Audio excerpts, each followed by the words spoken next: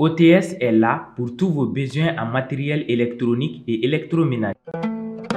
Sistra Technologies est une société de prestation de services et de commerce, évoluant dans le domaine des nouvelles technologies de l'information et de la communication, la fourniture de matériels biomédicaux, la bioinformatique. Pour tous vos besoins en librairie, papeterie, matériel informatique, appareils électroniques et divers, rendez-vous chez AKD Informatique. CJT vous est présenté par ESG, École supérieure de gestion. ESG, École supérieure de gestion, spécialisée dans la formation des métiers de la comptabilité et de la gestion d'entreprise. An balima actuel media jabarani filɛbagaw bisimila ka dɔgɔkun kibaru kɛnɛ kan bakuruba minnu b'an bolo olu de filɛ nin farafina ye farafina kelenya don ɲɛnamaya mɛ kalo tile 25 Tour d'Afrique la an ka faaba kɔnɔ Bamako a bɛ ɲɛfɔli sɔrɔ bi dɔgɔkun kibaru kɔnɔ bi dɔgɔkun kibaru kɔnɔ ani Dr Yusuf Jalo bɛna jɛn masala biyɛn dimi kan n'o bɛ ka tiɲɛniba de kɛ an ka jamana kɔnɔ.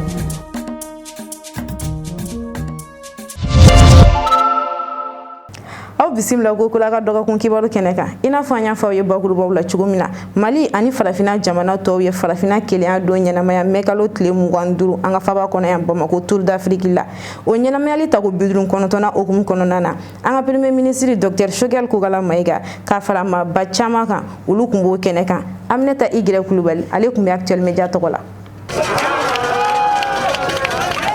Tour d'Afrique kɔnɔna kun ɲɛnamayalen don arabadon mɛ kalo tile 25 ka kɛɲɛ ni farafina ka kelenya ɲɛnajɛ baaraw ye. Ɲinɛ ta ɲɛnamayala ka sɔrɔ CEDEAO ni UEMOA ka ɲangini binnen don an ka jamana kan. O de la ɲinɛ ta bilala cadre min kɔnɔ o de ye UEMOA ni CEDEAO ka ɲangini kɔlɔlɔ bɛ se ka kɛ mun ye baloko ta fanfɛ an ka jamana kɔnɔ. Farafina jɛkulu caman kun bɛ a kɛnɛ kan. Nisɔndiya ko caman kɛla ni kɛnɛ in kɔnɔ n'o dɔ ye Mali ni farafina tɔw drapeau yɛlɛw ye, ateliers ni conférences fo ka taa se an ka laadala dɔn kɛli ma. Min ye an ka jamana premier ministre ye n'o ye Dr Choguel Kogala Maïga ye, ale fana kun bɛ ni kɛnɛ in kan. Ale y'a yira k'a fɔ ko nin bɛ farafina ka bɛn ni a ka kelenya de ko fɔ.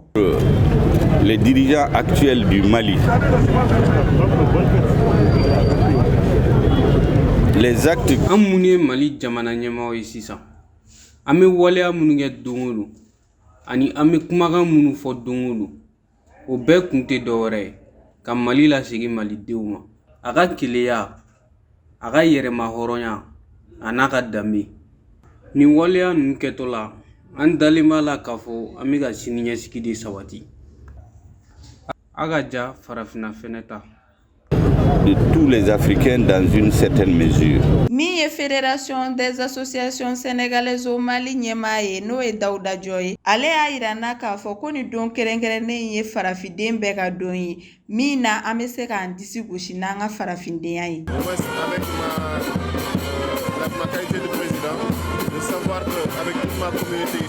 an Senegalikaw an nisɔndiyalen don kosɛbɛ ka na farafina ka kelenya ɲɛnajɛ an tɔw kɔrɔ yan. M'a ɲini farafiden bɛɛ lajɛlen fɛ an k'an bolo di ɲɔgɔn ma ka kɛ kelen ye walasa farafina bɛ k'an ta ye.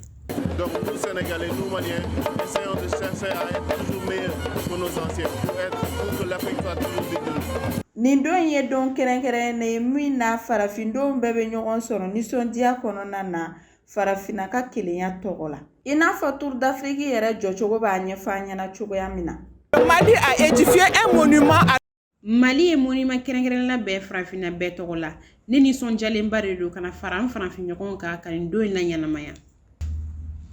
ensemble on soit réunis ici. Nin bɛɛ tɛmɛnen kɔfɛ an bɛ se k'a fɔ ko mɛ kalo tile 25 ye don kɛrɛnkɛrɛnnen farafindenw bolo min na nisɔndiya ko caman bɛ kɛ an fɛ yaasa ka se k'an disi gosi n'an ka farafindenya ye. Hakilina jiginna ni don kɔfɛlen baaraw tola sen na fo k'a dɔgɔkun bɛɛ ban n'an b'a fɔ o ma ko semaine panafricaine. Unissons-nous. An ka jɛ k'an bolo di ɲɔgɔn ma walasa ka farafina ka bɛn ni kelenya n'a ka ɲɛtaga sabati.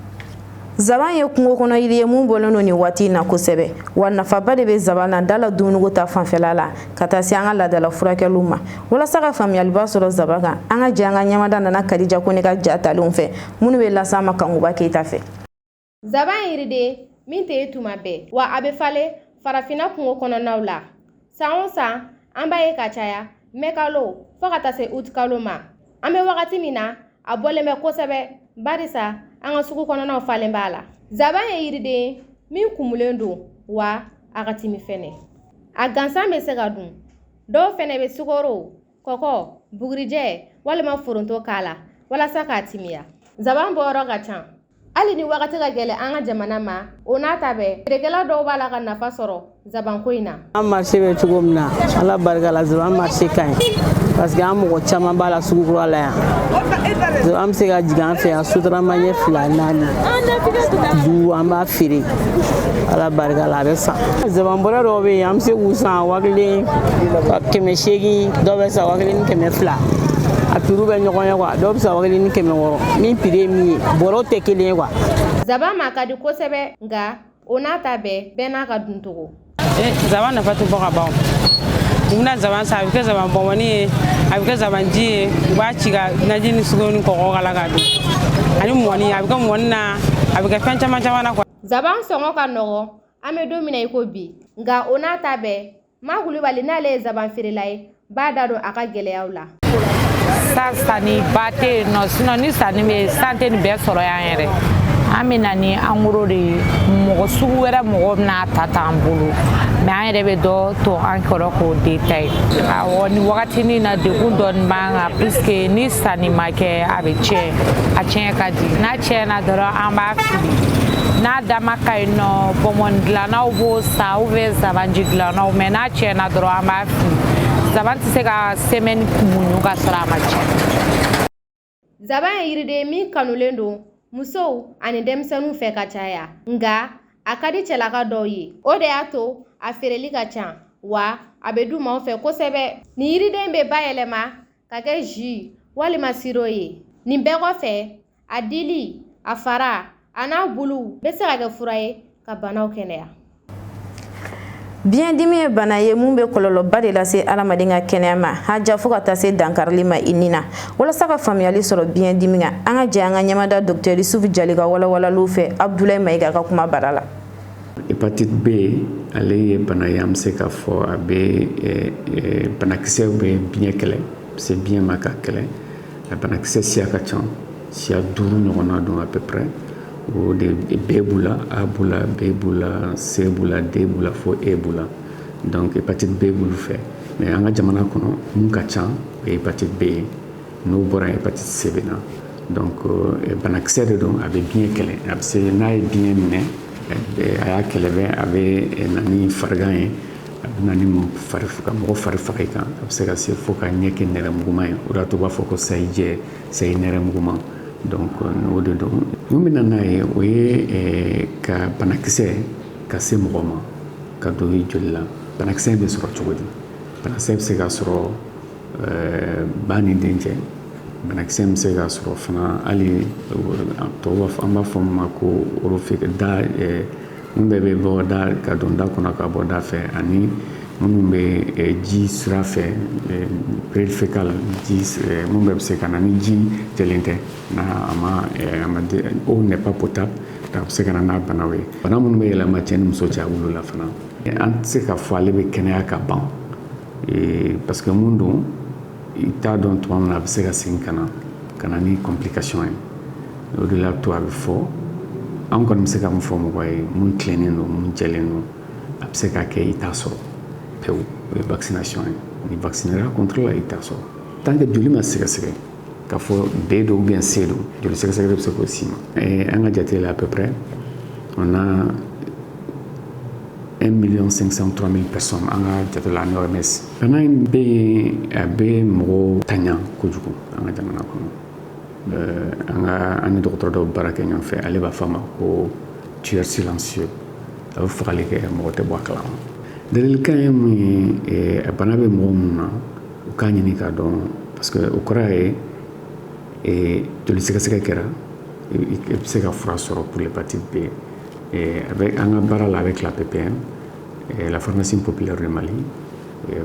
a fura tenofovir a bɛ minnu kan ka ta critère de b'an bolo donc bilan joli sɛgɛsɛgɛ bɛ kɛ k'a lajɛ ni foie bɛ état mun na parce que foie bɛ sɛgɛsɛgɛ ni mun ye transaminase joli sɛgɛsɛgɛ dɔw bɛ yen an b'a fɔ ma SGOT SGPT a bɛ lajɛ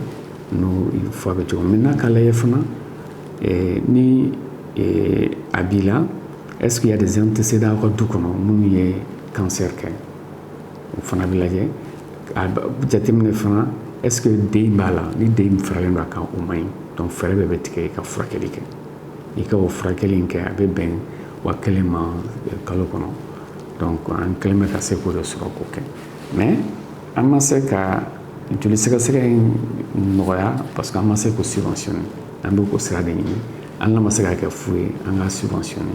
mais n ye mun fɔ dɔgɔtɔrɔw bɛ yen service de gastroentérologie ani que ce soit Ponge ou Gabriel Touré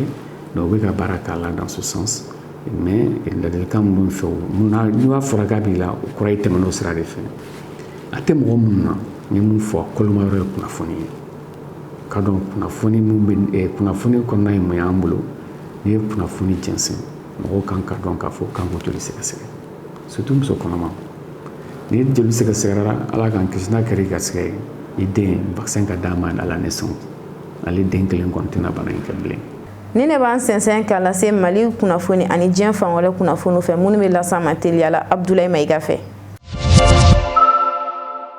K'a ta juma don mai kalo tile 27 ka n'a bila sibiru don mai kalo 28 farafina jɛkuluba ye sigi k'a fɔ kɛrɛnkɛrɛnnen kɛ k'a ɲɛsin hadamadenya taasira ma Malabo kɔnɔ Guinée équatoriale faaba kɔnɔ nin sigi k'a fɔ in sigira sen kan walasa kɔngɔjugu min bɛ farafina k'o kɛlɛ wa a sera ka jamana 112 de fara ɲɔgɔn kan jɛkulu in bolofara min bɛ o ɲɛmaa y'a yira k'a fɔ ko mɔgɔ 113 de bɛ farafina minnu mago bɛ dɛmɛ na dumuni ta fan fɛ wa maa 48 de b'u la minnu bolila kɛlɛ ɲɛ o de la farafina jɛkuluba in ye san 2020 wele kɔngɔ kɛlɛli san ka d'a kan ɲina farafina dumuniko de bilala fɛn bɛɛ sanfɛ.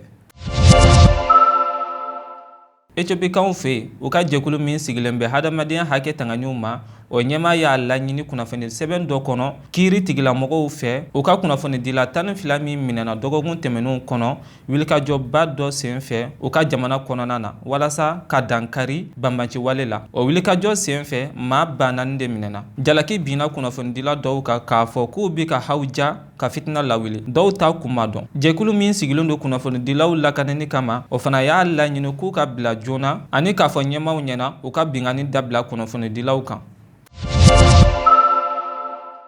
Sénégal jamana ɲɛma Macky Sall ale ye jamanaden bɛ yamaruya ni tile 3 tasibila ye ni kunnafoni sɛbɛn dɔ bɔli ye alamisa don mai kalo tile 26 k'a ɲɛsin denmisɛnnin 11 min fatura kasara min kɛra kɛnɛyaso min tɔgɔ ye Mam El Hadj Abdul Aziz Sila min bɛ Tuvawan dugu la u ka jamana tilebiyanfan na kunnafoni dɔ y'a yira k'a fɔ kurantigɛ fitin dɔrɔn de ni kasara las'u ma toloni yɛlɛ baara fɛn fɛn bɛ o bɛɛ jɔra fɔlɔ nin tasibila in kɔnɔna na ani u ka jɔnjɔn fana gulola yɔrɔw la nin kunnafoni sɛbɛn bɔlen kɔfɛ sɔɔni dɔrɔn u ka jamana ɲɛmaaw kunnafoni sɛbɛn yɛrɛ bɔ min kɔnɔ Abdul Diouf Sarr min tun ye kɛnɛya minisiri ye o bɔra a nɔ la k'a jɔyɔrɔ di Dr Kemese Ngom Ndiaye ma o alamisa don kelen. Imam Mahmoud Diko n'ale ye diinɛ ɲɛmɔgɔba ye ale y'an ka jamana camancɛ faga ɲɛmɔgɔ ani diɲɛ selegetɔ naani maaw jalaki ni mɔgɔ jamanaw ye ani mɔgɔ bonyabagaw ye CICB kɔnɔ ka kɛ ni Bamako sigikafɔ ye alamisa don mai kalo tile 26 a ka fɔlenw na min y'a bila ka nin fɔ o de ye hali bi an ka jamana ɲɛmɔgɔw ni CEDEAO mɔgɔw ma se ka bɛn fɔ la kalafiliko la jamanadenw bi ka ɲani o ko la ka d'a kan embargo bi ka digu u la. Ni ne bɛ dan sigi bi dɔgɔkun kibaruya la mun labɛnna Actuel Media ɲɛmaayaso fɛ ka lase aw ma ani cɛw ka ɲɛmadali la aw kan bɛ diɲɛ waati wɛrɛ.